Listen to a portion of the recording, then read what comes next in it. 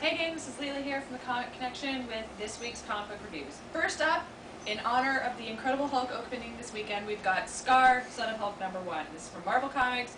It's by Greg Pak and Ron Garney. In this issue, we find out how Skaar survived the death of his mother and about all his life on Skaar afterwards with no mother, no father, having to survive on a very savage world. It's a pretty good story. I didn't really enjoy the art at all, but it was really interesting book, and I'm interested to see where the series goes and whether father and son will be reunited, because that would probably be a pretty kick-ass story. So pick this one up if you're a Hulk fan. It was a really good read. Next up, we've got Trinity #2. This is the weekly series from DC Comics. It's by Kurt Busiek and Mark Bagley, and then some various other people on the backup story. In this issue, the Trinity battle in a warped reality, and Batman is revealed as the vessel for the ascension of somebody we don't know yet, but I'm sure it's going to be bad. Other than that, not much happens in this book. There's a backup story that revolves around Green Lantern that's pretty interesting. It wasn't as good as #1 for me, but obviously it's going to take a while for this series to pick up, so get on early so that you know what's going on. Next up, we've got Secret Invasion, Who Do You Trust? This is Marvel's big event. This is by various artists and storytellers. There's 5 stories. Here's basically the highlights. Captain Marvel joins the Skrulls, and the other Captain Marvel goes to Thunderbolt's Mountain.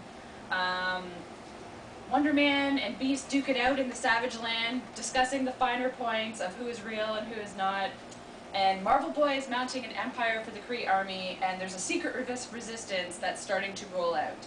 I don't know how this is going to really tie into Secret Invasion. I'm sure it will, but right now we have a bunch of pieces that we don't know how fits together.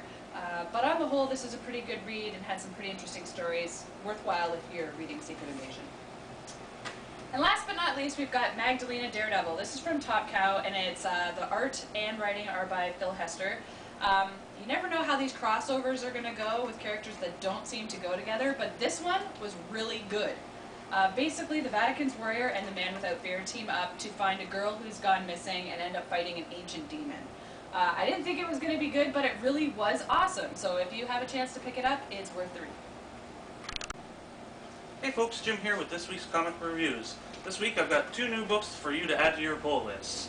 First off, let's start with Skydoll #2. In this issue, Noah, Roy, and Jahu travel to the planet Aqua as for a diplomatic mission, but Jahu has plans of his own.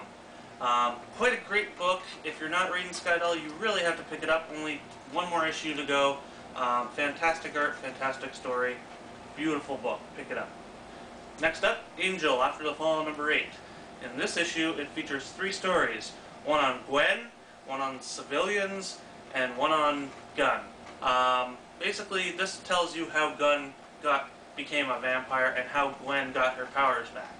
Other than that, I would ignore the civilian story because the art in it is horrible. I thought Uru was bad. This guy makes Uru look like Picasso. I mean, ew. Other than that, it's not a horrible read, but it's not on par with where Buffy is going right now. So pick it up.